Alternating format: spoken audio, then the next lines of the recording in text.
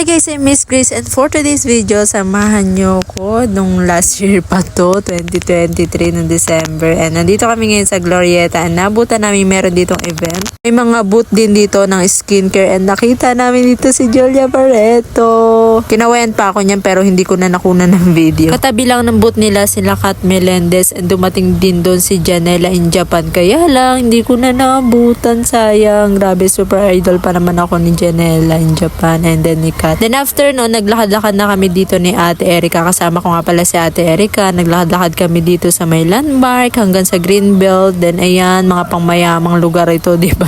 And marami talaga nagpupunta dito mga artista. Ayan, dito kami sa Greenbelt. And then pumasok lang kami dito. Wala, feeling mayaman. Nandito yung mga iba't ibang brand ng mga bags, mga shoes, ng iba-iba pa. May mga Louis Vuitton, Kate Spade, Zara, at iba pang mga branded. Kaya nga lang, hindi kami makakabili kasi wala pa kaming pera that time. Naglakad-lakad lang kami papunta dito dahil pupunta rin kami sa Ayala Triangle, yung may dancing light. Last year pa nga to, kaya makikita nyo yung mga Christmas tree dyan, yung dancing light ay amin pang ipapakita. And maganda dito guys maggala, magtingin-tingin kasi walang masyadong tao dito kasi medyo pricey yung mga brand dito, alam nyo naman. And ayun, medyo kukunti lang ang napunta dito. And masarap dito pumunta kapag gabi na, medyo malamig na siya. And then ayun, masarap maglakad and di masyado nakakapagod kasi malamig siya. Kapag punta ka ng umaga,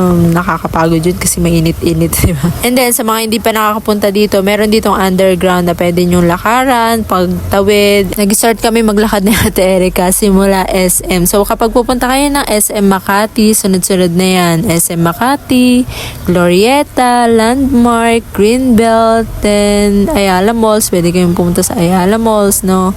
Ayala Triangle pala. Sorry. Then ayan, papunta na kami dito sa Ayala Triangle, yung may mga dancing light. And nalayo talaga na nilakad namin, nakakapagod.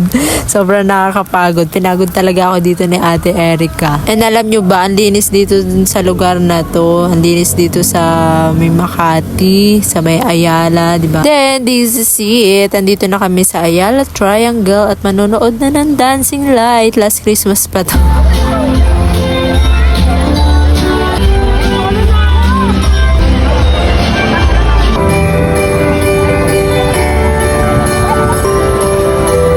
Nandito kami sa Ayala Triangle at nanonood tayo ng dancing light.